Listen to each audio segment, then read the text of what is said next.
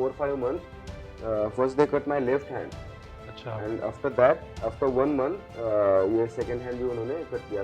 Indian para swimming history में किसी को भी एशियन गेम्स में गोल्ड मेडल मिला नहीं था, तो मुझे फर्स्ट गोल्ड मेडल मिला, तो वो इंडिया के लिए रिकॉर्ड बन गया।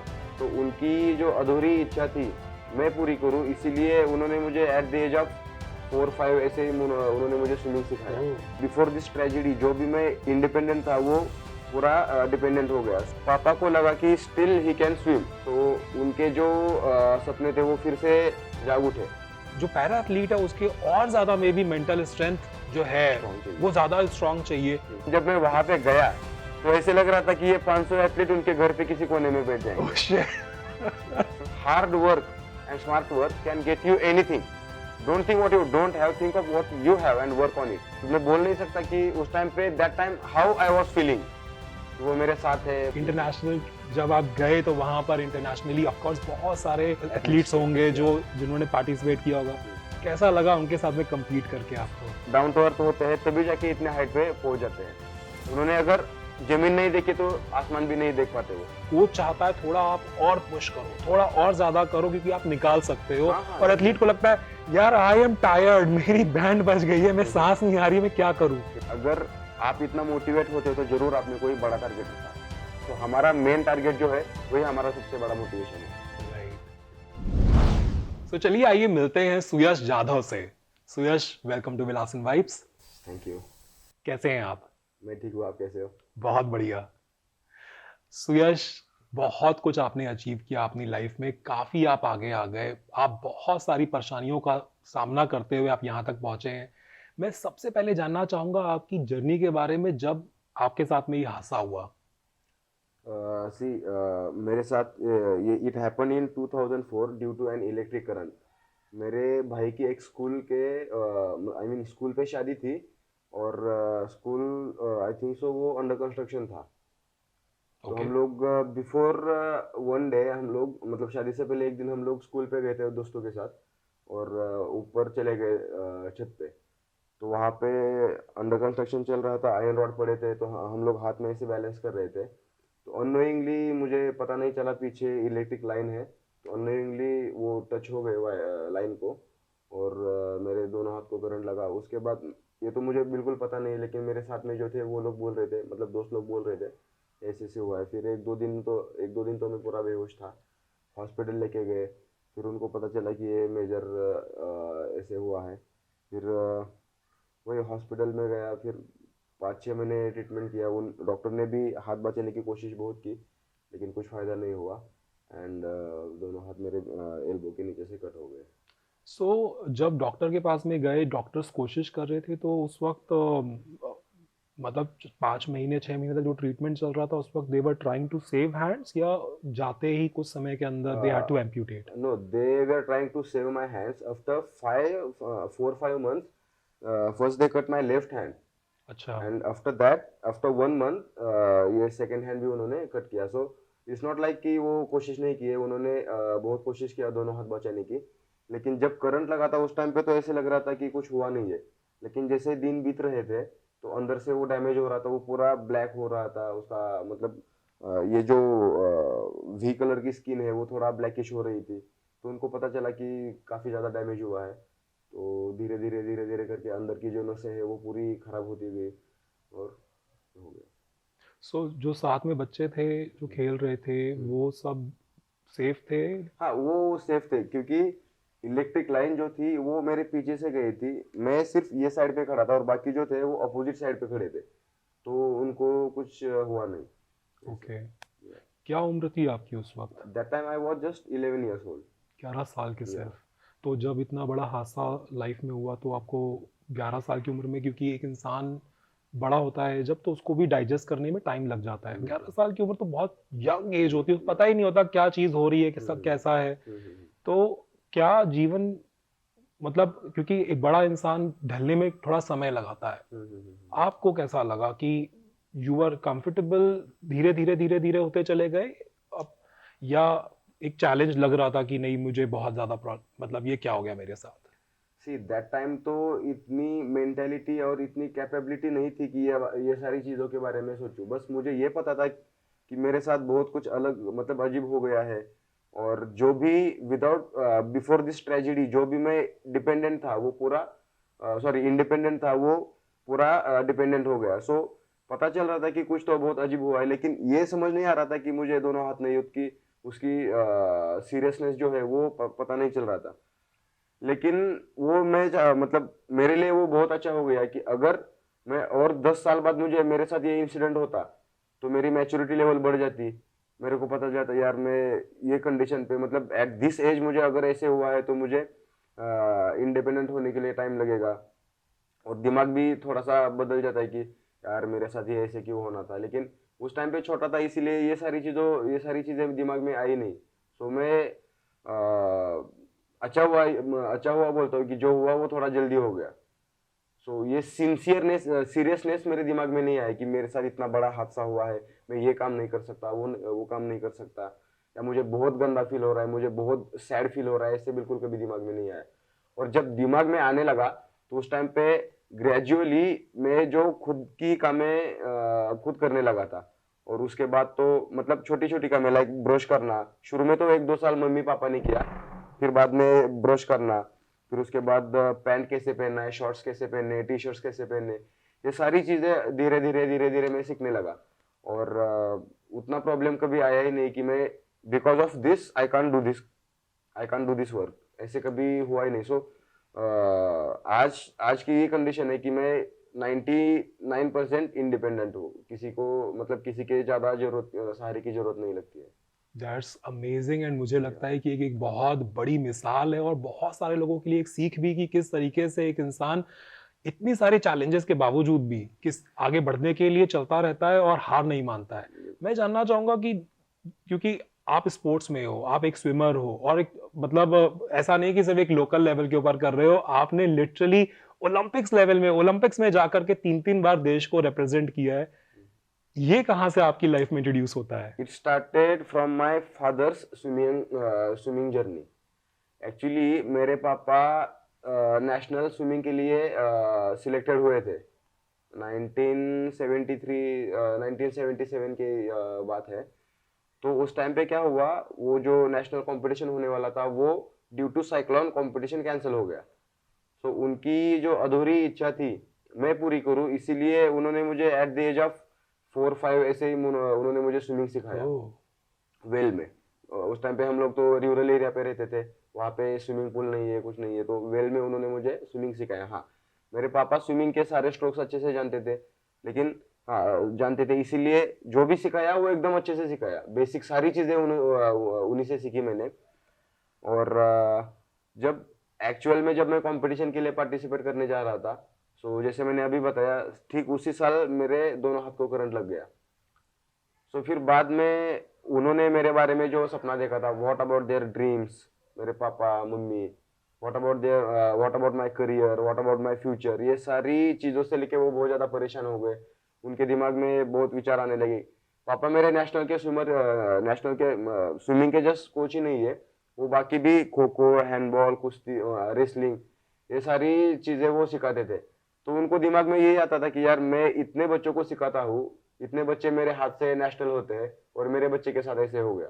तो इतना ज्यादा मतलब वो फ्रस्ट्रेट हो गए थे, बहुत ज्यादा परेशान हो गए थे मेरे बारे से, मेरे को लेके। तो उसके बाद क्या हुआ, ये ट्रेजेडी होने के बाद it happened in 2004 and in 2006 और 7 हम लोग एक रिलीजियस रीजन के लिए यहाँ पे in Nashik district there is a one religious place Trimbakeshwar, right. Mahadev ji का बहुत बड़ा मंदिर है वहाँ पे, टेम्पल। तो वहाँ पे हम लोग गए, वहाँ पे एक तालाब है। So after this tragedy first time मैं वो तालाब में उतरा और जैसे शुरू में स्विमिंग करता था वैसे ही स्विमिंग करने लगा। तो मैं छोटा था, मुझे उतना कुछ पता नहीं चला, लेकिन पापा को लगा कि स्टिल ही कैन स्विम। सो उनके जो सपने थे वो फिर से जाग उठे। तो जब हम लोग वहां से घर वापस आ गए, फिर उन्होंने पैरा स्विमिंग कंपटीशन के बारे में इंफॉर्मेशन पता की, उनको पता चला कि ऐसे भी कंपटीशन होते हैं। तो ठीक 15-20 दिन बाद कंपटीशन हो गया स्टेट लेवल का, उसमें मैंने पार्टिसिपेट किया। और अनएक्सपेक्टेडली मैं काफी अच्छा परफॉर्म किया, जो एक्सपेक्ट ही नहीं था कि मैं नेशनल में सिलेक्ट हो जाऊँ। इतना अच्छा, मतलब मेरा जर्नी स्टार्ट हो जाएगा। सो स्टेट लेवल पे पार्टिसिपेट किया, मेडल्स जीते, नेशनल में सिलेक्ट हो गया। और पुणे में ही फर्स्ट नेशनल हुई थी, तो यहाँ पे मैंने नेशनल में भी काफी अच्छा परफॉर्मेंस किया। मेरे फर्स्ट नेशनल में आउट ऑफ माय 3 इवेंट्स, मैं तीनों इवेंट में मैंने गोल्ड मेडल जीत लिया। सो इन दिस वे काफी अच्छे से मेरी स्विमिंग करियर को शुरुआत हो गई। डैड आई एम श्योर बहुत ज्यादा खुश होंगे आपके इस चीज या को देख करके, कम बिल्कुल से कम बिल्कुल। कि जो उनका सपना था वो अब हाँ। अधूरा नहीं रहेगा, वो यस आगे यस चलता यस यस रहेगा। Yes yes.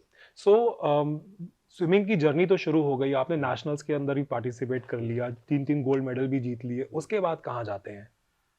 सी हर साल स्टेट नेशनल हो रहे थे। और इन 2009 एक यहाँ पे बेंगलोर में एक इंटरनेशनल कंपटीशन हो गया। तो वहाँ पे मुझे फर्स्ट टाइम इंटरनेशनल में रिप्रेजेंट करने के लिए चांस मिला। तो मैं वहाँ पे फर्स्ट टाइम इंटरनेशनल पे गया, वहाँ पे पार्टिसिपेट किया, काफ़ी अच्छे से परफॉर्मेंस किया। वहाँ पे भी मेरा फर्स्ट इंटरनेशनल लेवल इंटरनेशनल में मैंने मेडल जीता, ब्रॉन्ज मेडल जीता। सो ये स्टार्ट हो गया। फिर तो स्टेट नेशनल इंटरनेशनल ऐसी जर्नी चालू हो गई। लेकिन 2009 के बाद मुझे दूसरा इंटरनेशनल खेलने के लिए टिल 2015 मुझे वेट करना पड़ा। इन बिटवीन स्टेट नेशनल चल रही थी, काफी अच्छे से परफॉर्मेंस हो रहा था। तो दूसरी बार मैं 2015 में कंपटीशन के लिए गया रशिया में। और 2016 में रियो में पैरालंपिक्स होने वाला था, तो वहाँ रशिया में जाके मैंने ओलंपिक्स को क्वालिफाई किया। वाह। और उसके बाद ओलंपिक्स गया, काफी अच्छा परफॉर्मेंस किया। उसके बाद तो फिर state national international and in internationals बहुत सारे कंपटीशन होते हैं, like Asian games, world championship, Commonwealth games, Paralympics. And out of this 4 competitions ऐसे ही इनविटेशनल बहुत सारे कंपटीशन होते हैं, like I was world games. उसके बाद एक वर्ल्ड सीरीज के हर साल 6 कंपटीशन होते हैं। सो ये सारे बहुत कंपटीशन को मैंने पार्टिसिपेट करने लगा। और मतलब काफी अच्छे से पकड़ बना ली मैंने वहां पे। हाउ वाज योर एक्सपीरियंस जब आप पहली बार इंटरनेशनल गए? हम्म इंटरनेशनल जब आप गए तो वहां पर इंटरनेशनली ऑफ कोर्स बहुत सारे हम्म। पैरालंपिक स्पोर्ट्स एथलीट्स एथलीट्स थे होंगे या। जो जिन्होंने पार्टिसिपेट किया होगा। कैसा लगा उनके साथ में compete करके आपको? मैं तो फर्स्ट टाइम जब मैं रशिया, वैसे तो यहाँ पे पार्टिसिपेट किया था बेंगलोर में, लेकिन उससे ज्यादा अच्छा एक्सपीरियंस मुझे रशिया में मिला। क्योंकि वहाँ पे काफी ज्यादा मतलब जो बड़े बड़े एथलीट थे वो काफी ज्यादा आ गए थे। और मैं मतलब शुरू में काफी ज्यादा नर्वस था, लेकिन जब मैं धीरे धीरे वहाँ पे मतलब बिफोर कंपटीशन हम लोग 3 4 दिन गए थे वहाँ पे, 3 4 दिन पहले गए थे। तो जैसे ही वहाँ पे गया, उनको देखा, थोड़ा नर्वस था, लेकिन जब वार्म अप चालू किया, उनके साथ थोड़ा बातचीत होने लगा, तो थोड़ा सा धीरे धीरे कंफर्टेबल होने लगा। और जब इवेंट किया तो काफी अच्छे से परफॉर्म किया, ओलंपिक्स के लिए क्वालिफाई किया। तो जो भी नर्वसनेस था या तो एंजाइटी थी कि this is my first abroad of India, this is my first international competition, और वो जो डर था, वो जो एंजाइटी थी, वो पूरा चला गया। और आई वाज लाइक कि पूरा कंफर्टेबल हो गया था। सो काफी अच्छा एक्सपीरियंस हुआ। और मेडल्स भी जीते, दो दो इवेंट्स में मेडल्स भी जीते। Asian games, so yeah, right? So that time there I was celebrating my events success. Parents को भी लेकर गए हो कभी साथ में? हाँ, पापा को मम्मी को लेके गए। तो उनको तो बहुत बहुत मतलब उनका बहुत तो अच्छा लगा उनको एक्चुअली। मतलब सी उस टाइम पे तो, अभी भी बोल रहा हूँ, उस टाइम पे मुझे उतना कुछ पता नहीं चल रहा था। लेकिन बाद में अभी मुझे ऐसे मतलब रियलाइज हुआ कि यार हमारी वजह से, मतलब मेरी वजह से अगर मम्मी पापा के चेहरे पे अगर खुशी आ रही है, मतलब सेटिस्फेक्शन आ रहा है, तो अकॉर्डिंग टू मी इससे ज्यादा इंपॉर्टेंट या इससे ज्यादा सेटिस्फेक्शन मेरे लिए कुछ नहीं है। क्योंकि बहुत सारे लोग ऐसे भी थे, मम्मी पापा को बोलने वाले थे, यार तुम्हारे बेटे को एक ही बेटा, मुझे कोई भाई नहीं है, बहन है मेरे को, तो कोई भाई नहीं है, ये अकेला है, तो फिर अब इसको स्विमिंग इतना क्यों। पापा थोड़े स्ट्रिक्ट है, मम्मी पापा स्ट्रिक्ट है। अगर स्विमिंग नहीं किया तो पनिशमेंट देते थे, पढ़ाई नहीं किया तो भी पनिशमेंट देते थे। तो लोग बोलते थे कि यार इतना, एक ही बेटा है, उसको भी ऐसे कंडीशन है, तो इतना रिस्ट्रिक्शंस, इतना लिमिटेशंस, इतना फोर्सफुली ये सारी चीजें क्यों कराते हो। लेकिन पापा ने किसी की बात सुनी नहीं, उन्होंने फोर्सफुली ये सारी चीजें मेरे से करवाई, और उसकी वजह से मैं यहाँ पे पहुंच गया। सो कहने का वही मतलब है कि लोगों की उन्होंने सुनी नहीं, उनका उनको जो चाहिए वो उन्होंने किया। और उसकी वजह से मैं यहाँ पे पहुंच गया। तो मतलब उनको मेरे लिए मेरे बारे में उनको इतना ज्यादा मेरे फ्यूचर के बारे में इतना ज्यादा वो पॉजिटिव थे, बहुत ज्यादा सोचते थे। तो अगर उनका जो मेरे बारे में सपना था वो अगर पूरा हो रहा है, I can see that his happiness, वो कैसे फील कर रहे हैं, उनका सेटिस्फेक्शन अगर मैं महसूस कर रहा हूँ, मुझे फील हो रहा है, तो इससे मेरे लिए और अच्छी चीज क्या हो सकती है। पर जब फादर बहुत ज़्यादा स्ट्रिक्ट थे, बहुत ज़्यादा आपसे ट्रेनिंग करवा रहे थे, कहीं दिमाग में आता था कि मतलब पापा प्लीज मतलब रहने दो थोड़ा बहुत? बहुत बार तो ऐसे हुआ कि मुझे नहीं करना है, कभी कभी गुस्सा भी हो गया। सी हम लोग ट्रेनिंग करते हैं, तो जब हाई इंटेंसिव ट्रेनिंग होता है, तो चाहे कोई बहुत ज्यादा रिस्पेक्टिव पर्सन हो, बहुत ज्यादा like father mother like coach, कोई भी बहुत ज्यादा रिस्पेक्टिव पर्सन हो, अगर वो कुछ बोल रहा है लेकिन मैं पूरा टायर्ड हो गया, मुझे ठीक से बोलने सांस लेने को भी टाइम नहीं मिल रहा है, वो अगर ऊपर से कुछ बोल रहा है, इरिटेट कर रहा है, तो ऑब्वियसली थोड़ा क्लैशेस हो जाते हैं।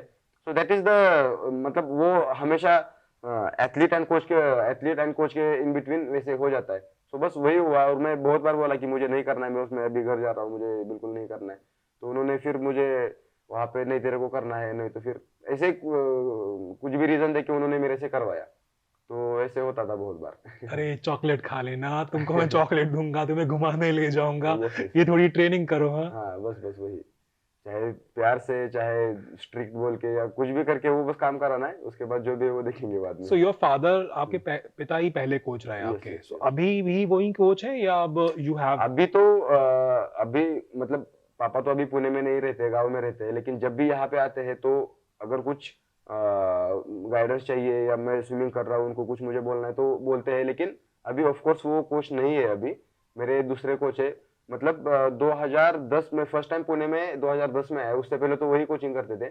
लेकिन 2010 के बाद तो मैं 4-5 कोच मेरे हो गए, लाइक डेक्कन जिम खाना है पुणे में यहाँ पे, तो वहाँ पे मैं अशोक देश पांडे, कल्पना आगाशे इनके पास ट्रेनिंग किया, सोजस गोडसे, अभिजीत गर्ग इनके पास ट्रेनिंग किया। फिर बेंगलोर में प्रदीप कुमार सर, राजीव सर इनके पास ट्रेनिंग किया। उसके बाद दिल्ली में भी ट्रेनिंग किया, तो इंडिया में यहाँ पे ट्रेनिंग किया। फिर उसके बाद अभी पेरिस जाने से पहले 3-4 महीने में साउथ अफ्रीका में था, तो वहाँ पे भी ट्रेनिंग किया। सो कोचेस मैंने मतलब काफी सारे कोचेस के अंदर मैंने ट्रेनिंग किया है। आई एम श्योर ये जो कोचेस हैं इनके लिए आपको हेल्प भी दे रही होगी गवर्नमेंट। बिल्कुल बिल्कुल। ओके, सो जो फादर थे आज भी उनका मतलब इंटरफेरेंस है, वो बताते हैं कि बिल्कुल बिल्कुल। सुयश ये सही नहीं हो रहा, ये वाला स्ट्रोक ऐसे करो? हाँ हाँ, अभी भी बताते हैं। अगर हमारे इसमें क्या, मैं स्प्रिंटर हूँ, तो स्प्रिंटिंग के लिए क्या चाहिए, फ्रीक्वेंसी चाहिए। जो भी आप स्ट्रोक करोगे, फास्ट करोगे, हाई फ्रीक्वेंसी रखोगे, तो उनको लगता है कि यार इसकी फ्रीक्वेंसी कम हो रही है, उसको थोड़ा पुश करने की जरूरत है। तो वो बोलते हैं कि नहीं, तेरी फ्रीक्वेंसी कम हो रही है, तेरे को और फ्रीक्वेंसी की जरूरत है, तो फ्रीक्वेंसी के लिए क्या चाहिए वो सोच ले, वो उसके ऊपर काम कर। तो हमेशा सजेशंस गाइडेंस देते हैं अभी भी। आपने एथलीट और कोच के बीच में जो क्लैशेस की बात करी, मैं वो भी और जानना चाहूंगा थोड़ा और डिटेल के अंदर कि किस तरीके के क्लैशेस हो जाते हैं, और ये क्या हमेशा सिर्फ और सिर्फ क्योंकि कोच चाहता है थोड़ा आप और पुश करो, थोड़ा और ज्यादा करो क्योंकि आप निकाल सकते हो, हाँ हाँ और एथलीट को लगता है यार आई एम टायर्ड, मेरी बैंड बज गई है, मैं हम्म, सांस नहीं आ रही है, मैं क्या करूं? हम्म। सो किस तरीके के क्लैशेस होते हैं, कहां तक चले जाते हैं? सी मतलब जो सीनियर एथलीट है और सीनियर एथलीट को जो भी कोच ट्रेनिंग कराते हैं, उनको पता चल जाता है कि यार, अभी उनको कैसे पता चल जाता है, मेरे हाथ में स्मार्ट वॉच रहता है, तो वो हमेशा पूछते हैं कि तेरा हार्ट रेट क्या है अभी। And you know heart rate means my highest heart rate should be 220 minus my age. अभी my age is 32, so 220 minus 32 कितना होता है, 180 समवेयर। यस, तो 188। मेरा हार्ट रेट अगर 188 के अराउंड पहुंच गया, 180 टू 190 188 के इन बिटवीन पहुंच गया, तो कोच को पता चल जाता है कि यार ये अच्छा कर रहा है, इसको और पुश करना मतलब बेकार की चीज है, ये उसका 101% एफर्ट दे रहा है, वो हार्ट रेट देख के पता चल जाता है। हाँ, लेकिन उनको हार्ट रेट 180 के ऊपर नहीं है और ये बोल रहा है मैं थक गया, तो फिर वो चिल्लाएंगे तेरे को और पुश करने की जरूरत है। ये एक चीज हो गई। दूसरी चीज ये हो गई कि यार मेरा 2-3 मतलब मेरे कोच को बोल सकता हूँ, मैं 2-3 सेशन से काफी ज्यादा स्विमिंग कर रहा हूँ, बॉडी पूरी फटीग हो गई है।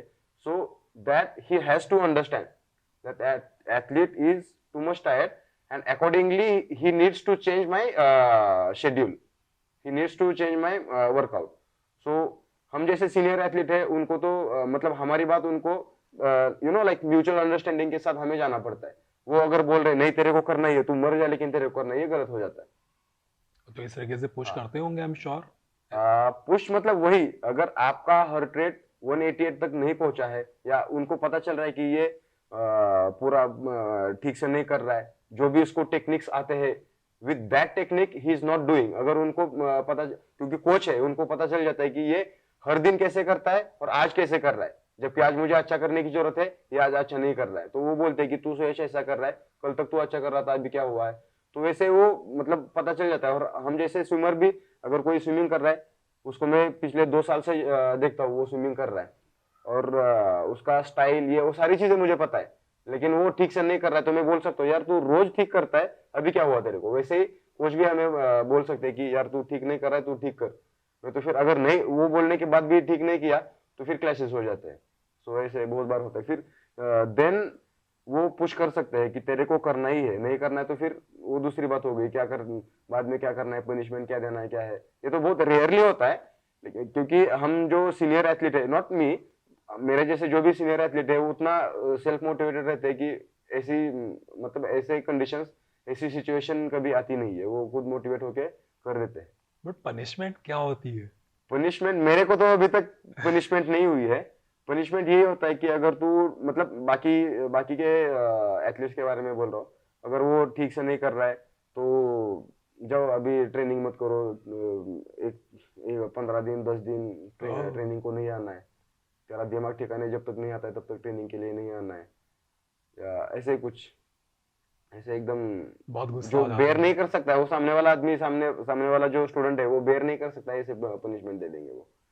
तो लेकिन मतलब मैं, वो स्टूडेंट से स्टूडेंट के हिसाब से देते हैं हाँ पनिशमेंट। स्टूडेंट के हिसाब से या अगर आपको अगर फर्क पड़ता है कि आप 15 दिन ट्रेनिंग नहीं करोगे तो हम्म, आपको वो पनिशमेंट मिलेगी, और हाँ अगर आपको फर्क पड़ता है कि मेरा खाना या डाइट अगर कम कर दे कोई सडनली, हाँ हाँ अगर उससे आपको फर्क पड़ता है तो मे बी पनिशमेंट आपको हाँ, वैसे ही मिलेगी। वो भी आपको जो पसंदीदा चीज है उसको अगर रिस्ट्रिक्शन करोगे तो ऑब्वियसली गुस्सा आएगा, और उससे ज्यादा और क्या पनिशमेंट हो जाएगी। सही है। सो आपका ट्रेनिंग स्केड्यूल कैसा रहता है? मेरा training schedule, Monday morning evening sessions swimming के, Tuesday morning evening sessions swimming के, and in the afternoon 1 gym sessions, Wednesday morning swimming session evening off, Thursday morning evening swimming sessions, Friday morning evening swimming sessions afternoon gym, and Saturday morning swimming session evening off, Sunday full off. Tired नहीं होते हो हर वक्त same चीज same चीज same चीज करनी सी है? इसीलिए टायर्ड होते हैं, लेकिन इसीलिए जो मैं अभी बताया, Monday morning evening tough session रहते हैं, ट्यूसडे मॉर्निंग टफ सेशन रहता है, आफ्टरनून में जिम रहती है, लेकिन इवनिंग में रिकवरी रहती है। सो इन दैट अगर आपको लगता है कि यार रिकवरी है, so you can take a chance not to swim और not to go for the training, not always, sometimes. And Wednesday में एक बार एक सेशन रहता है, वो थोड़ा सा मतलब ऑन एन एवरेज रहता है, उतना टफ नहीं रहता है, फिर अगेन इवनिंग को रिकवरी है, तब तक तो बॉडी रिकवर हो जाती है। पिछले 2-3 जो सेशंस हुए हैं टफ, उससे तो 2 सेशन ऑफ मिल गए तो बॉडी रिकवर हो जाती है। Then again Friday, Thursday Friday, Thursday Friday, Friday evening again recovery. तो थोड़ा सा मतलब शेड्यूल उसी हिसाब से बनाया होता है। फिर भी बॉडी तो फटीग हो जाती है, जितनी भी रिकवरी हो जाए वो बाद में कवर हो जाता है, मतलब हार्ड ट्रेनिंग हो जाता है। अब तो बॉडी की फटीगनेस तो एक चीज हो गई, हम्म, क्योंकि मैं इसको ऐसे देखता हूँ जैसे एक इंसान है, ओके, एक नॉर्मल एक रेगुलर इंसान हम्म, वर्सेस एक एथलीट। हम्म, तो एक रेगुलर इंसान का जो मेंटल स्ट्रेंथ है वर्सेस एक जो एथलीट का जो मेंटल स्ट्रेंथ है, उसमें बहुत जमीन आसमान का अंतर एग्जैक्टली होता होगा, क्योंकि एग्जैक्टली ये बंदा day in day out same चीज को रिपीट कर रहा है कर रहा है कर रहा है, अपने शरीर के ऊपर भी ले रहा है, और उसके अंदर बहुत सारी स्ट्रेंथ, सिर्फ बॉडी स्ट्रेंथ नहीं, मेंटल स्ट्रेंथ भी चाहिए आपको एक एग्जैक्टली चीज को बार बार करते रहने के लिए, और आपको हर बार अपनी बाउंड्रीज को पुश करना है। एक एथलीट वर्सेस एक पैरा एथलीट, उसके अंदर भी मुझे ऐसा लगता है कि जो पैरा एथलीट है उसके और ज्यादा मे बी मेंटल स्ट्रेंथ जो है स्ट्रॉन्ग वो चाहिए। ज्यादा स्ट्रांग चाहिए। कैसा, आप इसके ऊपर क्या बोलना चाहोगे? आप जो बताया ये आप लोगों के दिमाग में 100% आएगा, लेकिन हम लोग ये नहीं सोचते। देखो, आप नॉर्मल स्विमर है, मैं डिफरेंटली एबल स्विमर हूँ। आप क्या करते हो, आप भी रेगुलर स्विमिंग करते हो विद मतलब आपकी बॉडी काफी मतलब पूरी ठीक है, बॉडी फिट है, आप वैसे स्विमिंग करते हो, मैं ऐसे स्विमिंग करता हूँ, तो ऑब्वियसली मेरे लेग्स पे ज्यादा मुझे फोकस करना है, या जो भी लोड रहेगा compare to upper body, lower body पे ज्यादा लोड रहेगा। लेकिन अभी जैसे आपने बताया कि कंटिन्यूअसली कंसिस्टेंटली हम लोग 5 साल, 10 साल, 15 साल, 20 साल से वही कर दे, तो आप 10-15 साल से वही कर रहे हैं, आपको कुछ नहीं लगेगा वो करने के लिए। एंड विद दिस डिसेबिलिटी मैं भी वही चीज कर रहा हूं, तो इसीलिए जो मेरे बॉडी में जो हैबिचुअल बना है, जो हैबिचुअल जो बॉडी बनी है, उसकी वजह से बिल्कुल ऐसे नहीं लगता है कि हाँ शुरू के मैं स्विमिंग स्टार्ट किया है मैंने, शुरू के 1-2 साल, 1-2 साल भी नहीं, शुरू के 3-4 महीने हो गए, 5-6 महीने हो गए, तो उस टाइम पे थोड़ा सा फटीगनेस लगता है। लेकिन काफी सालों से आप लोग वही चीज कर रहे हो, तो अकॉर्डिंग टू मी ऐसे कोई फटीगनेस या बहुत टायर्ड हो गया या ऐसे कभी फील नहीं होता है मैं फिर वही आऊंगा कि क्या होता है ना, हम बॉडी की टायर्डनेस के ऊपर फोकस करते हैं ऑफ कोर्स, क्योंकि इवेंचुअली वही है। बट मुझे ऐसा लगता है कि इस बॉडी के बियॉन्ड जो है ना, आपका जो मेंटल स्ट्रेंथ है, सारा गेम वहां से आता है। हर चीज मेरे को लगता है कि ना आपका यहाँ से आपको ड्राइव कर रही होती है। आपकी बॉडी जितनी फ्रेजाइल क्यों ना हो, जितनी वीक क्यों ना हो, पर अगर आपका माइंड जो है ना वो अगर बहुत स्ट्रांग है, आपको पता है मुझे सुबह उठना है 4 बजे, मुझे ये शेड्यूल है, मेरे को ये करना है। मुझे ऐसा लगता है कि एक इंसान जो नॉर्मल है, रेगुलर है, अपनी रेगुलर लाइफ जी रहा है, उससे अगर आप कंपेयर करोगे, ideally comparison is not a good thing, but still अगर मैं कंपेयर करूं जस्ट टू अंडरस्टैंड एक मेंटल स्ट्रेंथ को, तो एक एथलीट की मेंटल स्ट्रेंथ तो बहुत हाई होती है।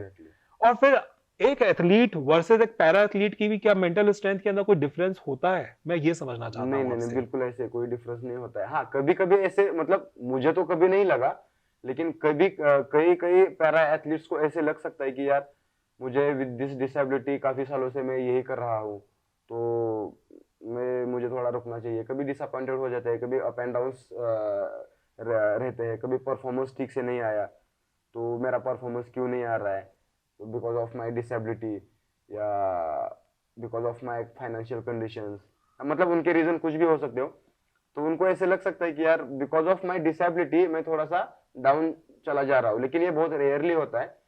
जो मैं अभी स्विमिंग कर रहा हूँ, बाकी जो भी एथलीट्स है वो उनके रिस्पेक्टिवली उनके इवेंट्स में ट्रेनिंग कर रहे हैं, तो वो अगर काफी अच्छा ट्रेनिंग कर रहे हैं या उनकी काफी अचीवमेंट अच्छी है, उनको फाइनेंशियल सपोर्ट अच्छा है, उनके मेंटल ट्रेनर है, उसके बाद उनको फिजियो, डाइटिशियन, न्यूट्रिशन, रिकवरी, ये सारी चीजें अगर अच्छे से मिल रही है, तो आई डोंट थिंक सो उनके दिमाग में ऐसे कभी विचार आते होंगे कि यार मैं compare to normal athlete and para athlete हमें ये प्रॉब्लम होता है। आई डोंट थिंक सो ऐसे होता होगा कभी। अच्छा, मेरे हिसाब से तो, मतलब फॉर मी, मेरे हिसाब तो कभी ऐसे मैं कभी सोचा नहीं ऐसे। हाँ लेकिन इससे भी एक मैं बोल सकता हूँ, दिस इज फॉर मतलब नॉर्मल हो या पैरा एथलीट हो, आप काफी सालों से ट्रेनिंग कर रहे हो, काफी महीनों से ट्रेनिंग कर रहे हो, तो वही शेड्यूल फॉलो कर रहे हो, सुबह उठो 4 बजे उठो, 5 बजे उठो, स्विमिंग को जाओ, वापस आ जाओ, ब्रेकफास्ट करो, सो जाओ, फिर आफ्टरनून में जिम करके आ जाओ, फिर लंच करो, सो जाओ, फिर इवनिंग में स्विमिंग करो, घर आके सो जाओ। बस काफी सालों से आपकी यही ट्रेनिंग चल रही है, तो मेरे तो दिमाग में है कि यार मैं अभी बहुत साल से ऐसे कर रहा हूँ, मुझे थोड़ा स्टॉप करना चाहिए, मुझे छोड़ना चाहिए, मुझे भी थोड़ी सोशल लाइफ जी लेनी चाहिए, ऐसे बहुत बार लगा। लेकिन वो तो कुछ क्षणों के लिए, कुछ मूवमेंट के लिए वैसे दिमाग में आता है, लेकिन बाद में हम लोग इतना मोटिवेटेड रहते हैं कि नहीं यार ये जो भी है वो बकवास है, हमें अपने इस पे फोकस करना है, और हमारे जो टारगेट्स है, हमारे जो एम्स है, उसके ऊपर अगर हम लोग सोचते हैं तो ये सारी चीजें बकवास है, हमें इसके ऊपर ज्यादा मैं ध्यान नहीं यही देना। जानना चाहता हूँ, जो मोटिवेशन है ना, ये कौन से कोने से आ रहा है, शरीर के, दिमाग के? क्योंकि इवेंचुअली हो क्या रहा है, एक आम इंसान इतना मोटिवेटेड नहीं होता है। तो एथलीट की बात करते हैं, चाहे पैरा एथलीट हो या एथलीट हो, इनके पास में मोटिवेशन कहाँ से आ रहा होता है सेम चीज हर वक्त करते रहने के लिए? सी, अगर आप इतना मोटिवेट होते हो तो जरूर आपने कोई बड़ा टारगेट रखा है, और बड़ा टारगेट तो ऐसे नहीं कि आप, हाँ मुझे अब बहुत कंटाला आ गया, मैं अभी ट्रेनिंग के लिए नहीं जाना चाहता हूँ, ये तो ऐसे विचार वाले लोग कभी बड़ा टारगेट नहीं रख सकते। हाँ आपके दिमाग में जब भी आता है कि यार मैं बहुत सालों से ये ट्रेनिंग कर रहा हूँ, लेकिन मुझे थोड़ा सा सोशल लाइफ जीनी चाहिए, मैं बोर हो गया, मुझे अभी ये नहीं करना है, तो ये दिमाग में जब आता है, तो जब हम बड़ा टारगेट रखा है, जो हमारी बस हमारे लाइफ में वही टारगेट है, बाकी कुछ नहीं है, जब तक वो अचीव नहीं होता है, तब तक ये सारी चीजें जो भी दिमाग में आती है वो हमें मतलब ज़्यादा डिस्टर्ब नहीं करती, ज़्यादा परेशान नहीं करती है। तो वही है फिर हम लोग इससे ज़्यादा और हमें मोटिवेशन क्या चाहिए। सो हमारा मेन टारगेट जो है वही हमारा सबसे बड़ा मोटिवेशन है, वही बड़ा मोटिव है। राइट। अगर बात करें क्योंकि किसी भी एक एथलीट को एक टाइम के बाद में रिटायर होना पड़ता है, हम्म। क्योंकि एक टाइम के बाद में आपकी बॉडी जवाब दे देती है कि हाँ, hmm. Now it is done. So हम अगर सेकंड करियर की बात करें, हम्म। तो उसके बारे में क्या एथलीट्स जनरली प्रिपेयर्ड होते हैं, या वो over a period of time जैसे जैसे लाइफ आती है वैसे वैसे लेते जाएंगे, ऐसा रहता है? सी ये तो फेज मेरे लाइफ में लास्ट टाइम ही आया था, मतलब मेरे जर्नी में लास्ट टाइम ही आया था कि एक भी सिचुएशन ऐसी हो गई थी कि मैं बहुत कोशिश करने के बाद भी मेरा परफॉर्मेंस नहीं आ रहा था। 24 दिस इज 24 नो 23 में जैन फेब मार्च में, लास्ट ईयर मार्च में मैं एक कंपटीशन के लिए गया था इटली में। वहाँ पे एक वर्ल्ड सीरीज थी, तो वहाँ पे बहुत मुश्किल से मैंने टाइम मेंटेन नहीं किया, थोड़ा सा बढ़ गया, मतलब मेरा जो बेस्ट टाइम है उससे भी थोड़ा टाइम बढ़ गया। So that time I was about to quit the swimming. I mean मेरा जो स्पोर्ट्स करियर है मैं स्टॉप करने वाला था। हाँ, स्पोर्ट्स करियर मैंने स्टॉप किया, उसके बाद क्या है, मैं तो पूरा ब्लैंक हो गया, अभी क्या करना है। तो फिर उस टाइम पे मुझे फर्स्ट टाइम ऐसे रियलाइज हुआ कि यार कभी ना कभी तो मुझे स्विमिंग या स्पोर्ट्स करियर जो है वो कभी ना कभी स्टॉप करना है। कभी तो मेरी, चलो मैं अभी थोड़ा पुश करके थोड़ा स्पेसिफिक वर्कआउट ट्रेनिंग डाइट ये सारी चीजें करके मैं और 5 साल 10 साल खेल सकता हूँ, लेकिन उसके बाद तो एनी हाउ मुझे स्विमिंग छोड़ना है ही। तो उसके बाद क्या है, तो मुझे फर्स्ट टाइम रियलाइज हुआ कि नहीं यार, स्विमिंग हम लोग कर रहे हैं लेकिन उसके बाद भी एट द मतलब एक सिचुएशन पे एक कंडीशन पे मुझे स्विमिंग छोड़ना है। तो उस टाइम पे मुझे क्या करना चाहिए, उसके बाद मेरे दिमाग में आया कि नहीं मुझे थोड़ा बिजनेस करना है या मुझे जॉब करना है, मैं और क्या कर सकता हूँ। जो भी मुझे अभी कर रहा हूँ, मुझे जो भी फाइनेंशियल सपोर्ट मिल रहा है या जो भी मेरे अर्निंग्स है वो तो स्विमिंग छोड़ने के बाद बंद हो जाएगी, लेकिन मेरे नीड्स तो खत्म नहीं होगी, नीड्स तो वैसे ही चलती रहेगी। तो उसके बाद क्या करना है, सो मेरे दिमाग में फर्स्ट टाइम आया। और दूसरी बात, मैं मेरा जब ये एक बात होगी जो आपने पूछा, और मैं उसी में कंटिन्यू करना चाहूंगा कि जब मैं स्विमिंग छोड़ने की कोशिश कर रहा था या मेरे दिमाग में जब विचार आए थे अभी स्विमिंग छोड़ना है, तो उस टाइम पे थोड़ा सा मैं डिप्रेस में चला गया कि यार मैं पिछले 10-15 साल से स्विमिंग कर रहा हूँ, अभी एक कंपटीशन में या दो कंपटीशन में, तीन कंपटीशन में परफॉर्मेंस नहीं आया। It it doesn't define you कि तुम्हें स्विमिंग छोड़ना है, मतलब ये डिसाइड नहीं होता है कि तुम्हें उस टाइम पे स्विमिंग छोड़ना है। तो मैंने फिर सोच लिया कि मैं क्या कर सकता हूँ जिससे मेरा परफॉर्मेंस बना रहे, मैं इंप्रूवमेंट कर सकूं। तो उस टाइम पे मैं जो भी अननोइंगली मेरे से जो भी गलत चीजें हो रही थी उसके ऊपर पूरा फोकस किया, उसके ऊपर ध्यान दिया कि मुझे ये सारी चीजें कट ऑफ करनी है और क्या करना है, एडिशनली मैं क्या कर सकता हूँ, ये बंद किया तो मैं क्या कर सकता हूँ। तो उस टाइम पे मेरा डाइट थोड़ा ठीक से नहीं चल रहा था, तो मैं ज्यादा डाइट पे ध्यान दिया। उसके बाद जो कंसिस्टेंटली ट्रेनिंग तो कर रहा हूँ लेकिन उसमें क्या कमियां है उसके ऊपर ध्यान दिया, और ये सारी चीजें लेके मैं बेंगलोर के लिए ट्रेनिंग गया। और उस टाइम पे वो मार्च मंथ था और एशियन गेम होने वाले थे अक्टूबर में, तो अराउंड 5-6 महीने थे। और 2018 में जो एशियन गेम्स हुए थे उस टाइम पे मैं अकेला ही स्विमर था कि मुझे, मतलब इंडिया में, इंडियन पैरा स्विमिंग हिस्ट्री में किसी को भी एशियन गेम्स में गोल्ड मेडल मिला नहीं था। तो मुझे फर्स्ट गोल्ड मेडल मिला, तो वो इंडिया के लिए रिकॉर्ड बन गया। फिर मैं सोचा यार मैं वहां पे उस टाइम पे इतना अच्छा परफॉर्मेंस किया और ये एशियन गेम में मुझे एक भी मेडल अगर नहीं मिलेगा तो मतलब इससे ज्यादा और खराब लोग क्या सोचेंगे। तो मैं ये सारी चीजें सोच के मैं बेंगलोर चला गया ट्रेनिंग के लिए। वहां पे up to date, I mean पूरा स्पेसिफिक, सुबह शाम स्विमिंग करना है, जिम करना है, जो भी रिक्वायर्ड चीजें है वो 101% फॉलो करनी है। तो मैंने जाने से पहले मेरा एक मतलब मेरी जो बॉडी थी उसका फोटो मैंने खींचा, और जैसे ही डे बाय डे मेरी इंप्रूवमेंट होने लगी, उस टाइम पे बॉडी वेट भी बहुत ज्यादा हो गया था, इट वाज अराउंड 75। तो मुझे पता है मुझे 6 महीने में 10-12 किलो वजन कम करना है।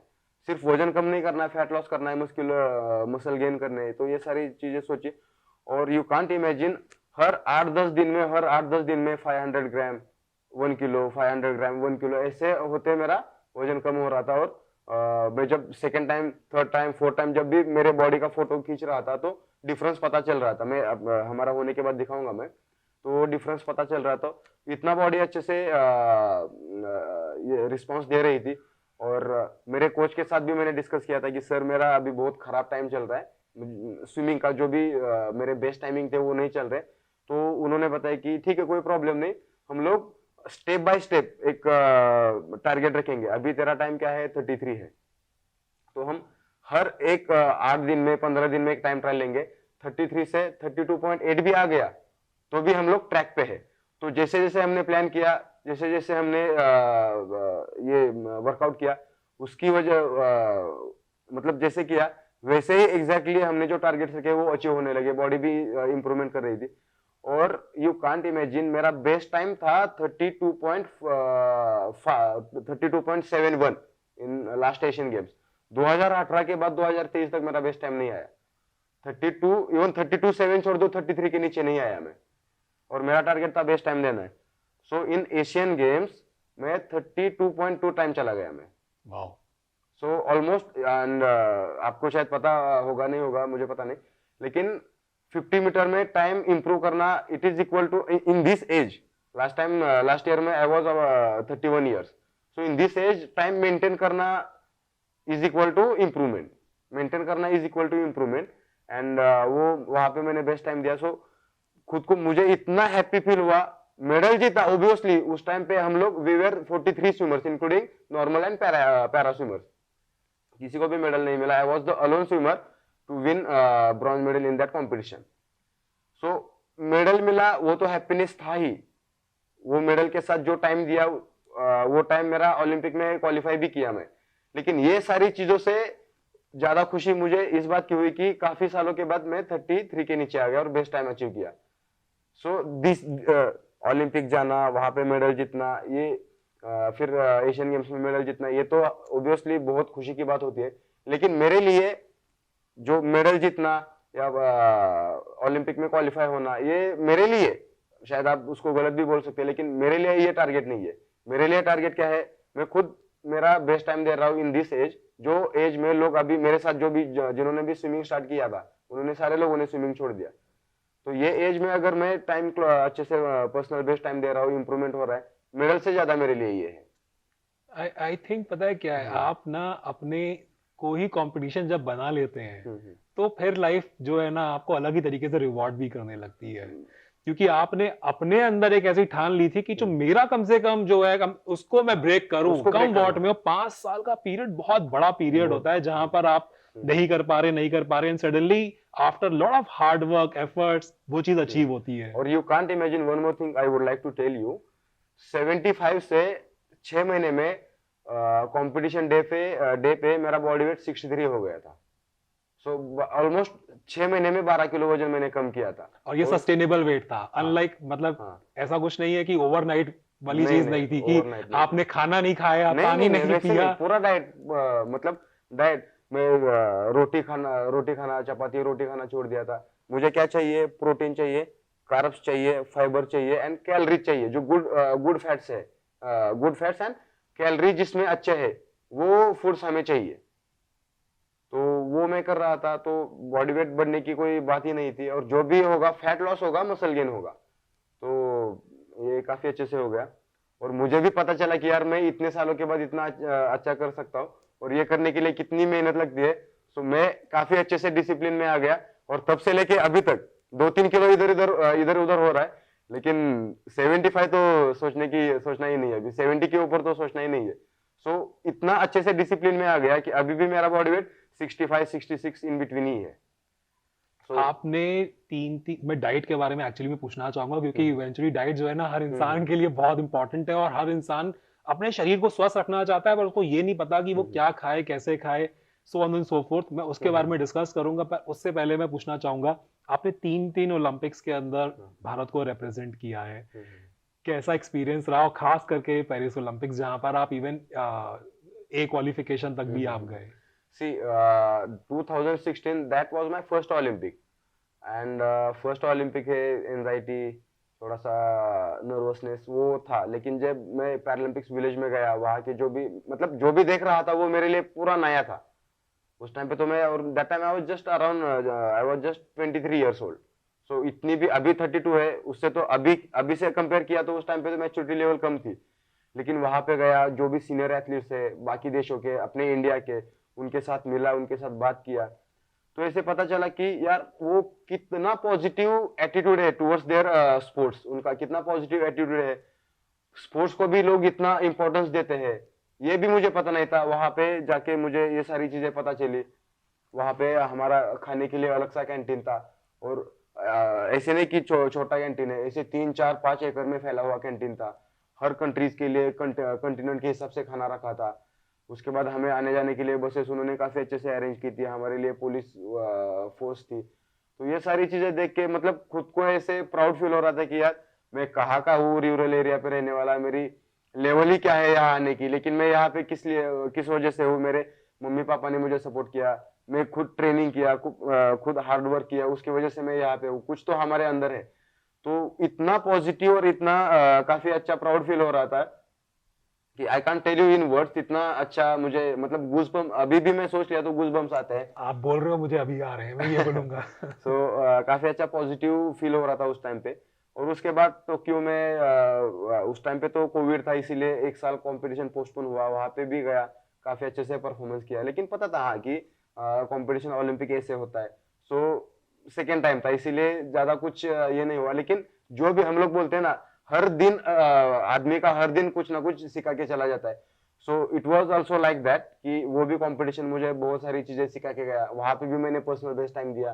फिर अभी पेरिस में जाके आया, पेरिस में पर्सनल मतलब मुझे थोड़ा सा मैं अनफॉर्चुनेट लगता है कि मुझे मैं वहां पे बेस्ट टाइम नहीं दिया, पर्सनल बेस्ट टाइम नहीं दिया। लेकिन उसके पीछे का रीजन ये है, जाने से 10 15 दिन पहले मुझे डेंगू हुआ था, तो वहां पे मैं ठीक से परफॉर्म नहीं कर पाया। लेकिन वही दिमाग में था कि यार मैं परफॉर्मेंस ठीक से नहीं किया, अभी कोई भी जो भी लोकल कंपटीशन है वो भी खेल लूंगा, लेकिन वहां पे जो परफॉर्मेंस दिया है उससे अच्छा परफॉर्मेंस करना है मुझे। और 1 1.5 महीने के बाद गोवा में नेशनल हुआ, तो जो ओलंपिक में परफॉर्मेंस किया था उससे भी काफी अच्छा परफॉर्मेंस नेशनल में किया, 2 रिकॉर्ड्स बनाए। फिर अभी जस्ट 4 दिन पहले इजिप्ट से आया मैं, वहां पे भी मेरे एक नेशनल रिकॉर्ड बनाया, वर्ल्ड चैंपियनशिप के लिए क्वालिफाई किया, और एक दो नहीं 100 मीटर में तो 4 सेकंड से इंप्रूवमेंट किया। सो ये काफी अच्छे से एक्सपीरियंस हुआ मेरा। जब बाहर जाते हो तो कंपटीशन के अलावा घूमने का मौका मिलता है, जैसे बिल्कुल। पेरिस वगैरह है, दैट्स अ हाँ हाँ। Beautiful city. या पेरिस में गए थे हम लोग, तो आईफिल टावर देखा वहां पे, और साइड जो भी साइड के सीन्स थे वो भी देखे। अभी इजिप्ट गया था, so you know pyramid right. Out of 7 wonders वो एक है, तो यस वहां पे भी गया था। फिर उसके बाद you heard about the Nile river, yes आपने यस उसके बारे में सुना यस। होगा ना? हाँ जी। तो वो भी it is one of the, I mean it's longest reverse in longest the in world. The world. वहां पे भी गया। सो हम लोग कंपटीशन होने के बाद 1 2 दिन टाइम निकाल के चले जाते हैं घूमने के लिए, और वहां पे जो भी है थोड़ा सा एंजॉय भी कर लेते हैं। खाने की बात मैं अब जानना चाहूंगा कि जो हम्म। डाइट है हम्म। स्पेसिफिकली वो एक एथलीट की कैसी होती है, और क्या आप लोग कुछ मतलब मैं ब्रांड वाइज भी, खैर मैं ब्रांड के विषय में नहीं बोलूंगा, बट क्या जो नॉर्मल लोग खाते हैं उनसे थोड़ा डिफरेंट ब्रांड्स के चीजें खाते हैं, क्या होता है, कैसी रहती है सी डाइट? ब्रांड तो वो तो आएंगे जब आप सप्लीमेंट लोगे, like protein powder, energy drink और मल्टीविटामिन। हर एक ब्रांड के अपने अपने ये सप्लीमेंट्स रहते हैं। तो ऑब्वियसली जब आपको प्रोटीन लेना है तो ब्रांड का ही लेना पड़ेगा। आप नहीं तो अदरवाइज आपको प्रोटीन लेना है तो नेचुरल जो डाइट है, लाइक स्प्राउट्स हो गए, चिकन, उसके बाद फिश, पनीर, ये जो स्प्राउट्स, ये जो अपने जो नेचुरल प्रोटीन इंटेक है वो तो ले सकते हैं, उसका कोई ब्रांड नहीं है। लेकिन आपको स्पेसिफिकली कॉन्सेंट्रेटेड अगर कोई चीजें लेनी है तो आपको किसी भी ब्रांड का प्रोटीन लेना है, किसी भी ब्रांड की एनर्जी जो अच्छा, मतलब जो वर्ल्ड्स में अच्छे नंबर 1 है, जो प्रोनाउंड ब्रांड्स है, तो उसका आप ले सकते हो। सो या हम लोग वो लेते हैं। और हमारा डाइट का ऐसे रहता है कि अगर मैं सुबह स्विमिंग को जा रहा हूँ तो मुझे उठने के बाद एक बनाना खाना है। फिर रात में जो हमने भिगो हुए हैं ड्राई फ्रूट्स वो हम लोग खाते हैं। उसके बाद ट्रेनिंग के लिए जाएंगे, अगर ट्रेनिंग लेट होता है तो ब्रेकफास्ट में हम लोग ओट्स खाएंगे, जिसमें कार्ब्स ज़्यादा रहते हैं। तो कार्ब्स क्या है, अगर ज़्यादा खा लिए तो ड्यूरिंग ट्रेनिंग वो आपको ज़्यादा टायर्ड नहीं होने देते हैं, मतलब बॉडी में थोड़ा एनर्जेटिक रहते हैं। सो बिफोर ट्रेनिंग ये हो गया। उसके बाद ड्यूरिंग ट्रेनिंग हम लोग जो अभी बताया एनर्जी ड्रिंक लेते हैं। सो जब आप ट्रेनिंग करते हो उस टाइम पे ऐसे बहुत बार ऐसे लगता है कि मुझे भूख लग गई है, अभी बहुत ज्यादा ट्रेनिंग हो गया, तो उस टाइम पे एक एक सिप हमें एनर्जी ड्रिंक पानी के साथ लेना पड़ता है। तो वो लेते हैं। उसके बाद जैसे ही ट्रेनिंग खत्म हो जाएगा तो हम लोग प्रोटीन पानी में डाल के प्रोटीन पाउडर ले लेते हैं। फिर घर आके ब्रेकफास्ट करते हैं। ब्रेकफास्ट में जैसे आपको जो फेवरेट है, लाइक इडली, पराठा, डोसा, ये सारी चीजें आप महाराष्ट्र में तो पोहे है, शिरा है, वो हम लोग खाते हैं। उसके बाद लंच में जैसे अभी बताया, लंच करना है तो वो लंच में प्रोटीन इंटेक चाहिए, कार्ब्स चाहिए, फाइबर्स चाहिए, और कोई भी एक सब्जी चाहिए जिसमें अच्छे से ग्रीन वेजिटेबल हो, वो सब्जी हम लोग खाते हैं। और मैं तो मोस्टली रोटी, चपाती, भाकरी, ये तो मतलब ऐसे नॉर्मली खाता हूँ, लेकिन अगर कंपटीशन 3-4 महीने है, मेजर कंपटीशन है, उस टाइम पे तो मैं पूरा छोड़ देता हूँ। मुझे क्या चाहिए एग्जैक्टली वही खाना खाता हूँ। सो मॉर्निंग एंड इवनिंग में वही होता है। सो या सो अगर कोई एक आम इंसान लेकिन वो रेगुलर जो शायद हाफ एन आवर की प्रैक्टिस कर लेता है, क्योंकि ये मैं व्यूवर्स के लिए पूछ रहा हूँ, ज्यादातर viewers of course half an hour 1 घंटा से ज्यादा की exercise on a regular basis नहीं करते होंगे। क्या ये जो डाइट एक एथलीट की होती है मॉर्निंग रूटीन से अगर हम समझ लेते हैं, क्या वो सेम टू सेम डाइट ले सकते हैं या नहीं, कैसे नहीं ले सकते। आपका डाइट जो है, अगर आपके मतलब मेरा training morning 2 hours, evening 2 hours, like 4 hours मेरा ट्रेनिंग होता है, तो 4 आवर्स में मेरे दिन में कितने कैलोरीज बर्न होते हैं? अगर मेरे कैलोरीज बर्न हो रहे हैं 2000, 1500, 2000 कैलोरीज बर्न हो रहे, तो आपको यू मेक श्योर कि आपके कैलोरी जितने बर्न हो रहे हैं उससे ज्यादा आपको कैलोरी इंटेक नहीं करना है। जब आप कैलोरी इंटेक ज्यादा करोगे, it will convert into fat. So it depends आप वर्कआउट कितना करते हो, उसके हिसाब से। आपके 1500 कैलोरी बर्न हो रहे तो आपको 1400, 1500, उससे नीचे ही क्या मतलब इंटेक होना हाँ, चाहिए। कैलोरी इंटेक होना चाहिए। आप वर्कआउट आधा घंटे कर रहे हो, आपका इंटेक कैलोरी बर्न हो रहे 700, 800, 1000, और आप ले रहे 2000, 2500, ऑब्वियसली आपका वेट तो बढ़ेगा, आपके फैट्स बढ़ जाएंगे। तो वैसे नहीं, आप जो पूछा आधे घंटे में, 1 घंटे में वर्कआउट करते हैं, लेकिन हमारे जैसा डाइट फॉलो करोगे तो वो पॉसिबल नहीं होगा। या मतलब स्वीट्स एक ऐसी चीज है जिससे ना इंसान मतलब अपना पीछा नहीं छुड़ा सकता, नहीं या छोड़ा सकता। ऐसा गया कि लत ही लग गई, एक तरीके का ड्रग है वो। कैसे करते हो फिर उस केस के अंदर? मुझे तो पता है, मैं तो बहुत मुझे स्वीट्स की बहुत ज्यादा क्रेविंग है, लेकिन मुझे ये पता है कि अगर मैं 1 स्कूप शुगर खाया तो 1 स्कूप शुगर में अराउंड 150 कैलोरीज होते हैं। 1 स्कूप शुगर में? 1 स्कूप शुगर में तो मुझे अगर 150 कैलोरी खाने में तो 2 मिनट की बात है, लेकिन वो मुझे अगर बर्न करना है तो मुझे 10 मिनट हाई इंटेंसिव ट्रेनिंग करना पड़ेगा, तब बर्न होगा। तो हम लोग सोचते कि नहीं यार, ये तो हमारे बेकार की चीज है, हम लोग नहीं खा सकते ये।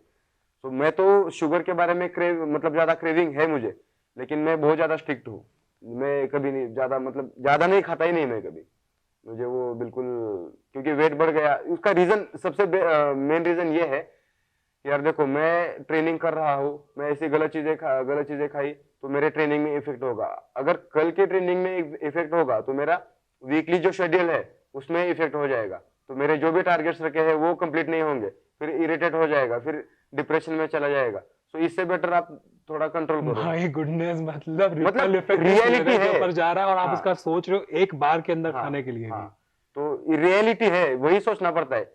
आप अगर स्टेट नेशनल खेल रहे हो कुछ भी खा के तो ठीक है, लेकिन आप अगर इंटरनेशनल लेवल पे खेल रहे हो, आपका टारगेट बहुत बड़ा है, तो ये छोटी छोटी चीजों पे ध्यान नहीं दोगे तो कैसे होगा? क्योंकि दुनिया में बहुत सारे लोग हैं ये छोटी छोटी चीजों पे ध्यान देते हैं और आई मीन एक्स्ट्राऑर्डिनरी पर्सन बन जाते हैं। तो हमें अगर एक्स्ट्राऑर्डिनरी होना है तो ऑब्वियसली ये सारी चीजें फॉलो करनी पड़ेगी। खाने की बात हो रही है, आई एम श्योर आपको अंबानी जी ने इनविटेशन दिया था। बिल्कुल, बिल्कुल। उनके बेटे की शादी थी उस वक्त और आप तो अवेलेबल थे नहीं, पर बाद में पहुंचे, तो आई एम श्योर वहां पे खाना पीना तो जमकर हुआ होगा। बहुत बहुत अच्छा था। लेकिन वही चीज है, हम लोग जब कोई कंपटीशन से आते हैं तो पार्टी रहती है, दारू रहता है, ड्रिंक्स रहता है, तो ये सारी चीजों से हमें कैसे अवॉइड रहना है, इट डिपेंड्स ऑन यू। कैसे आप खुद को कंट्रोल कर सकते हो, कैसे अवॉइड कर सकते हो, ये आपके ऊपर डिपेंड रहता है। तो वही है फिर। तो अंबानी जी के यहाँ का एक्सपीरियंस बताओ आप। बहुत अच्छा लगा। मतलब मुझे लगा कि उनका घर, यार हम 500 एथलीट से, मतलब normal and differently able 500 athlete से, उनका चाहे वो घर कितना भी बड़ा हो, अगर कोई शादी में 500 लोग भी आते हैं तो वो बहुत नंबर ऑफ पीपल्स बहुत हो जाते हैं। तो वहां पे थोड़ा क्राउड हो जाता है, तो मैं सोचा यार 500 एथलीट कितना भी बड़ा घर हो कैसे वहां पे आएंगे। लेकिन जब मैं वहां पे गया तो ऐसे लग रहा था कि ये 500 एथलीट उनके घर पे किसी कोने में बैठ ओह जाएंगे। शिट। सो अभी आप सोच सकते हो कि ये कैसे होगा, क्योंकि उनके घर पे गया तो वहां पे एक विष्णु गार्डन था।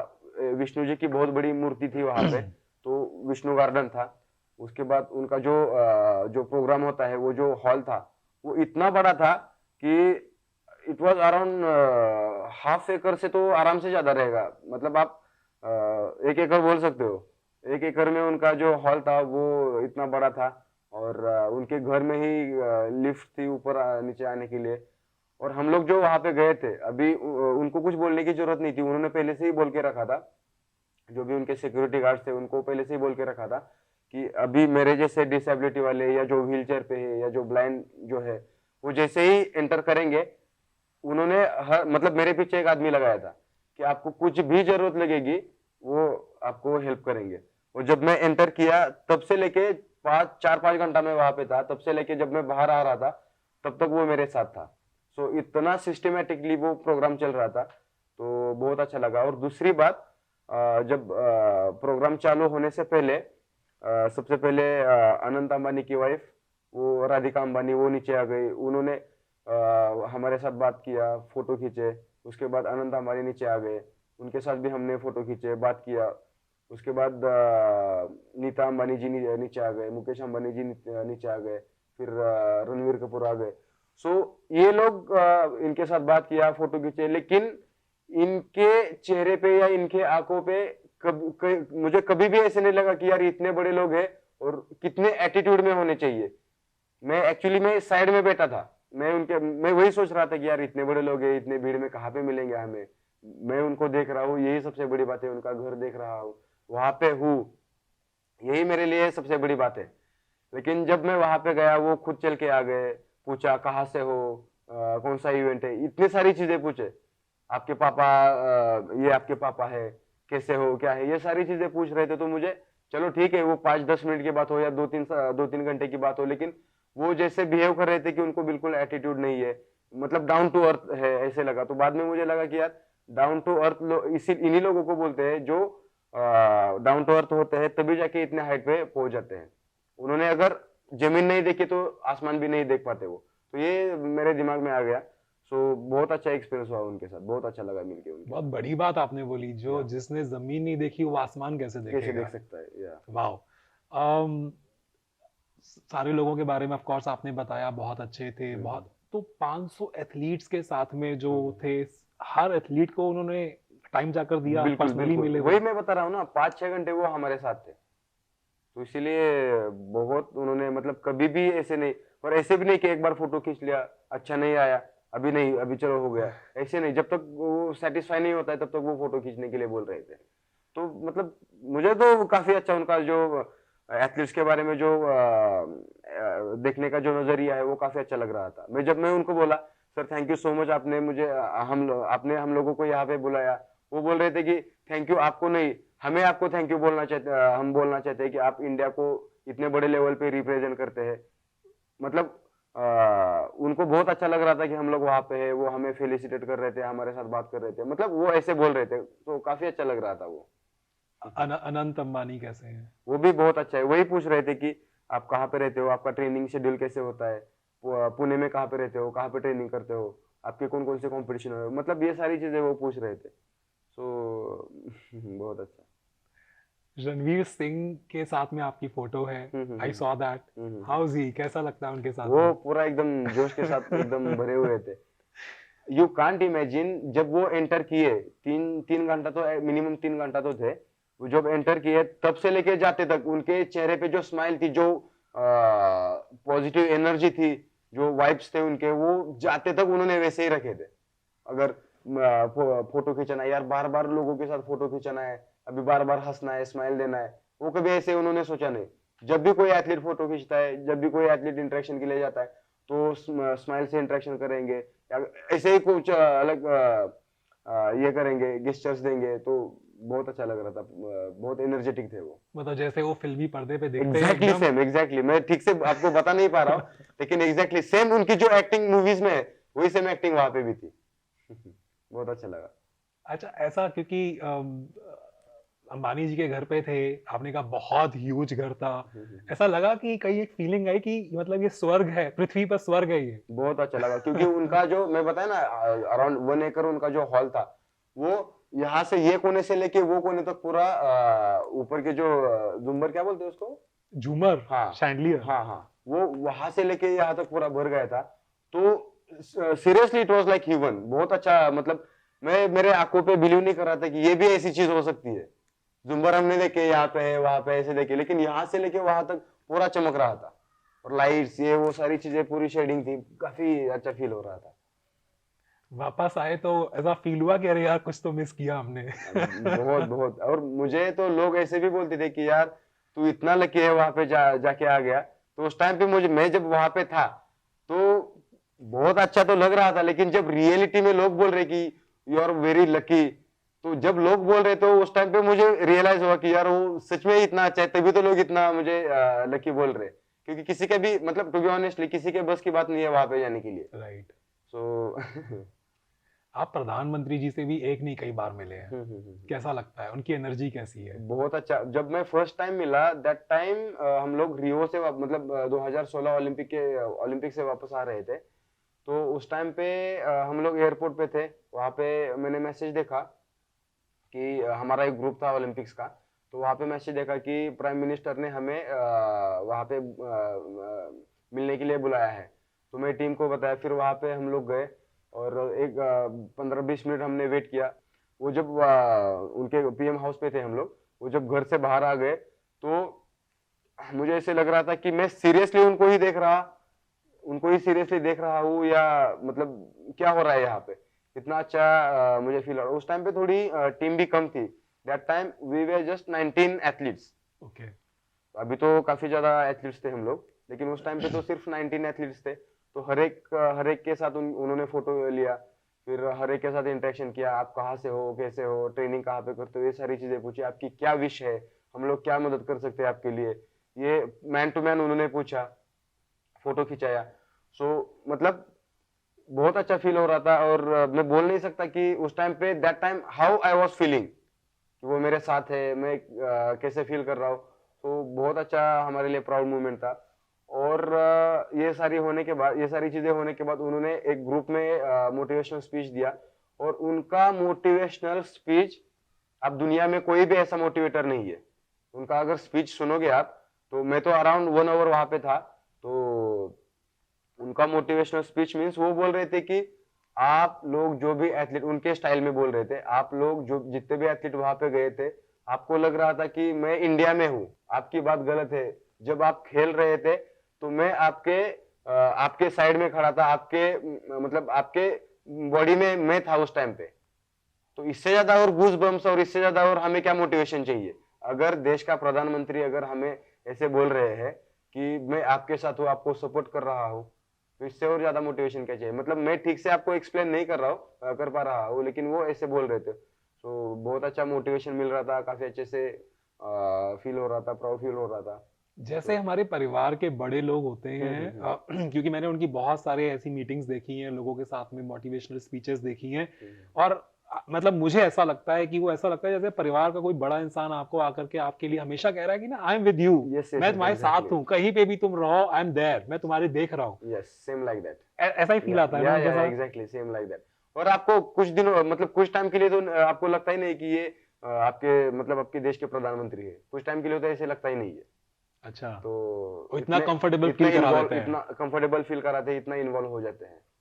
पर नर्वसनेस नहीं हुई, मतलब आप प्रधानमंत्री आवास में जा शुरू में रहे हुआ हो? था, वही बोल रहा हूँ ना, शुरू में हुआ था कि वो पीछे आ गए, वो अभी मिलेंगे, वो इतने बड़े हैं, उनके साथ कैसे बात करना है, वो जो भी कुछ पूछेंगे हमें, क्योंकि हमें पहले से ही बता के रखा था, जो भी कुछ पूछेंगे कोई निगेटिव बात नहीं करेगा, जो भी होगा पॉजिटिव ही बात करेगा। हमें स्पोर्ट्स अथॉरिटी ऑफ इंडिया से वो इंस्ट्रक्शंस मिले थे। तो ऑब्वियसली कोई गलत तो नहीं हो रहा था, लेकिन अगर कोई एथलीट है गलती से कुछ बोल दिया, कुछ हो गया, तो उनको अच्छा नहीं लगेगा। इसीलिए हम सबको इंस्ट्रक्शंस दे रखे थे, कोई कुछ गलत बात नहीं करेगा। आपको जब भी कुछ बात लगे तो हमें बोल देना, लेकिन उनको उनके सामने कुछ बोलना नहीं। लेकिन फिर भी वो कुछ भी बोलेंगे, हम कुछ भी जवाब देंगे, तो 100 बार सोचना पड़ रहा था कि ये पूछेंगे, इसके लिए हमें ये जवाब देना है। तो आप सोच सकते हैं कि हम लोग उस टाइम पे कितना सोच रहे थे, कितना नर्वस थे उनके साथ बात करते समय। सो प्राउड भी फील कर रहे थे, लेकिन उनको क्या बोलना है वो सोच समझ के बोलना पड़ रहा था बहुत। अच्छा, ओके। हाँ इतना इतना ध्यान दे रहे थे इतना, कि हाँ वो बिल्कुल बिल्कुल बिल्कुल।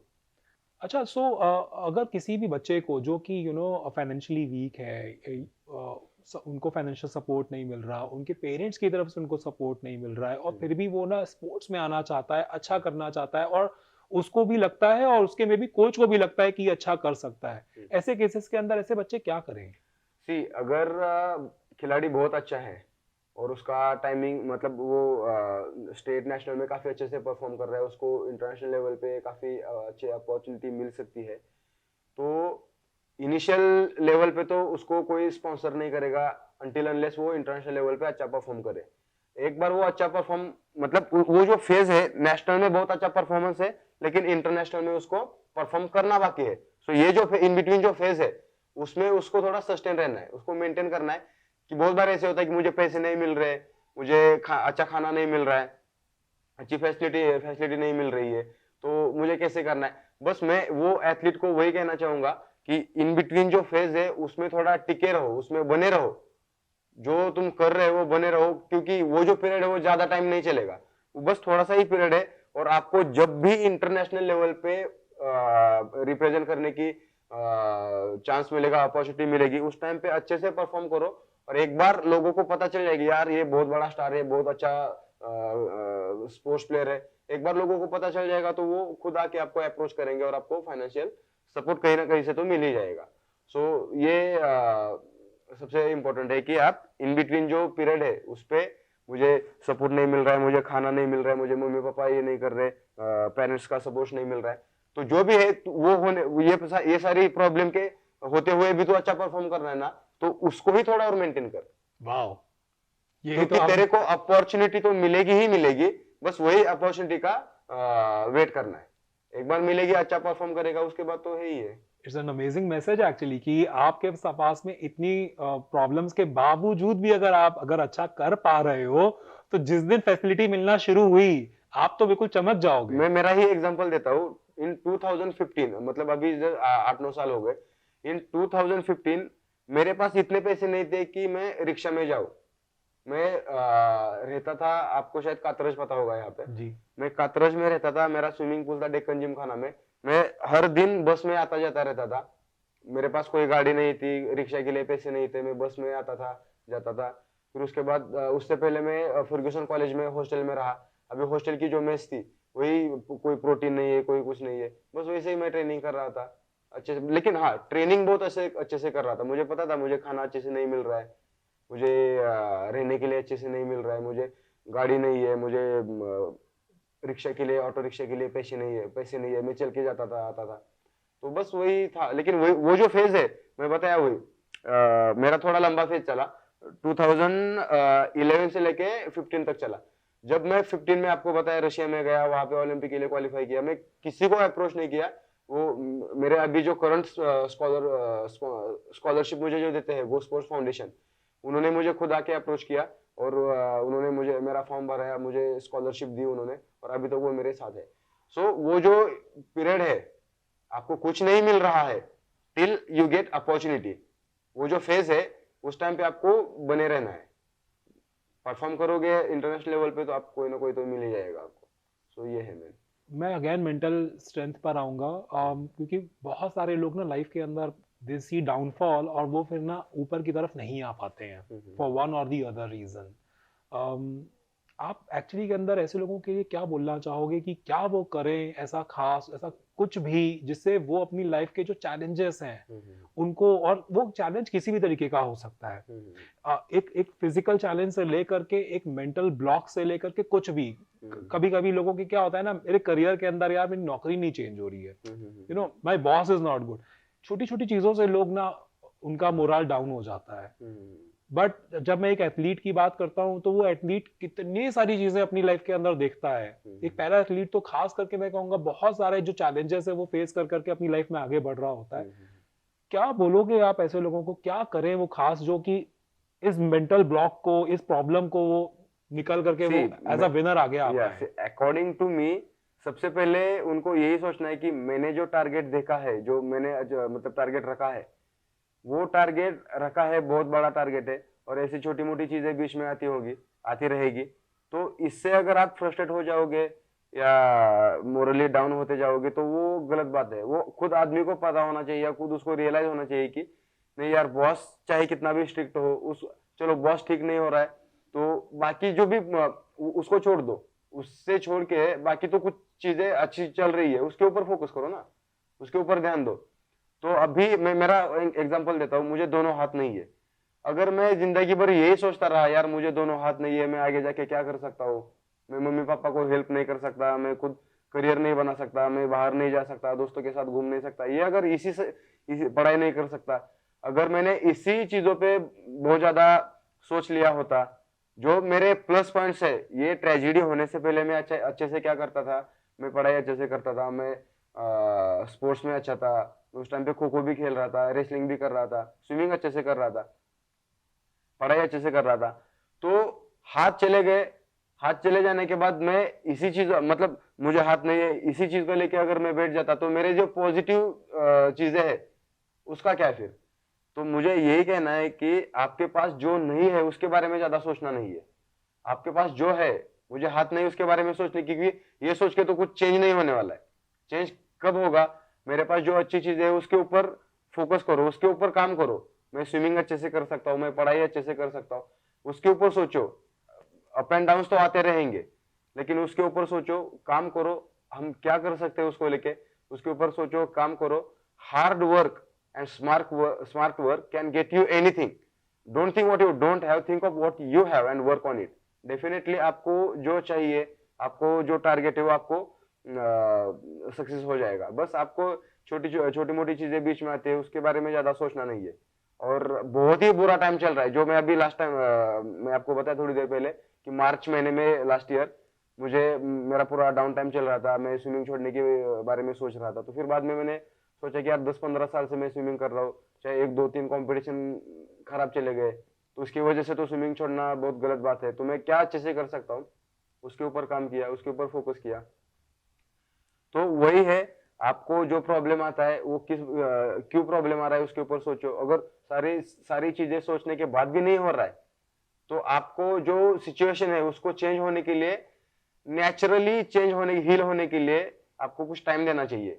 सो पेशेंस रखना चाहिए आपको, मेरे हिसाब से patience is the most important thing. सारी चीजें करने के बाद भी अगर ठीक नहीं हो रहा है तो चाहे आपका उस टाइम पे डाउन टाइम चल रहा है, आपका बैड हार्ड लक चल रहा है, तो पेशेंस रखो, टाइम दे दो, लेट द टाइम गो। वो एक बार टाइम चला जाएगा तो ऑब्वियसली आपको दुनिया में ऐसी कोई चीज नहीं है कि पॉसिबल नहीं है। या तो टाइम जाने दो या तो आपके इसमें बदलाव करो। बदलाव होने के बाद भी नहीं हो रहा तो टाइम जाने दो, कुछ ना कुछ तो टाइम अच्छा आ जाएगा। अगर आपकी नियत नियत वर्ड पता है आपको, हाँ नियत? जी बिल्कुल। हाँ, तो आपकी नियत अगर अच्छी है, मैं मानता हूँ आपकी नियत अगर अच्छी है, आपके लोगों के साथ रिलेशंस अच्छे है, आप लोगों को कैसे बिहेव करते हो, आपका जो कर्म है, इन शॉर्ट आपका जो कर्म है, अगर आप अच्छा कर रहे हो तो डेफिनेटली थोड़ा टाइम जाने दो, आपको अच्छा ही मिलेगा। जो आप करते हो वो आपको मिलेगा, चाहे आप बुरा करो बुरा मिलेगा, अच्छा करो अच्छा ही मिलेगा आपको। तो इस चीज पे मैं मतलब थोड़ा सा बिलीव करता हूँ। और टाइम जाने दो, ठीक सारी चीजें ठीक ठाक हो जाएगी। मतलब मैं स्पोर्ट्स के बारे में नहीं बोल रहा हूँ, ऐसी कोई भी चीज हो, आप जो करना चाहते हो नहीं हो रहा है, सारी कोशिशें करने के बाद भी नहीं हो रहा है तो टाइम जाने दो। और आपका जो है, टाइम जाने दो मतलब आप चुपचाप बैठे रहो ऐसे नहीं है। टाइम जो आपका जो काम करना है आप करो। तो आपका टाइम अच्छा नहीं आ रहा है, मैं अब स्विमिंग की बात करूँ तो मेरा टाइम नहीं अच्छा आ रहा है, मैं अभी स्विमिंग छोड़ दूं, नहीं, टाइम नहीं अच्छा आ रहा है, नहीं आने दो, मुझे स्विमिंग करना है, जब आएगा तब आएगा। लेकिन वो जो फेज है, वो जो ड्यूरेशन है, वो जाने दो, वो टाइम जाने दो, आपका कभी ना कभी तो अच्छा आएगा। मैं तो ये बिलीव करता हूँ। ये इससे बड़ी कोई चीज हो ही नहीं सकती। आई थिंक आपने बहुत कम समय में किसी भी इंसान को जीने का जो तरीका होता है ना, मुझे लगता है आपने वो सिखा दिया। क्योंकि आप समय जाने दीजिए, पेशेंस रखिए, अपने कर्मा पर ध्यान दीजिए, इवेंचुअली जो लाइफ में होना है वो होना ही होना है। हाँ। But don't harp on your bad things. अपने नेगेटिव्स के ऊपर उतना फोकस मत करो, पॉजिटिव्स भी हैं हर चीज के। प्रधानमंत्री जी हमारे जैसे किस फैमिली से आते हैं और एक देश के प्रधानमंत्री बन जाते हैं? That is also an example, no? An example exactly. और अगर हम मुकेश अंबानी अंबानी फैमिली की बात करते हैं तो उनकी फैमिली का भी यही हाल है। ये सही बात है। And same is for you for that matter. आप सारे चैलेंजेस लाइफ में देखे but you have reached a peak level, एक अच्छे लेवल के ऊपर पहुंच गए हो जहां से आप बैठ करके बहुत सारे लोगों को ना सिर्फ इंस्पायर कर रहे हो बल्कि मुझे लगता है सारे देश के लिए एक इंस्पिरेशन भी हो। Thank you. Thank you so much Suyash हमसे जुड़ने के लिए। I really enjoyed this conversation. Thank you so much for giving me such kind of opportunity.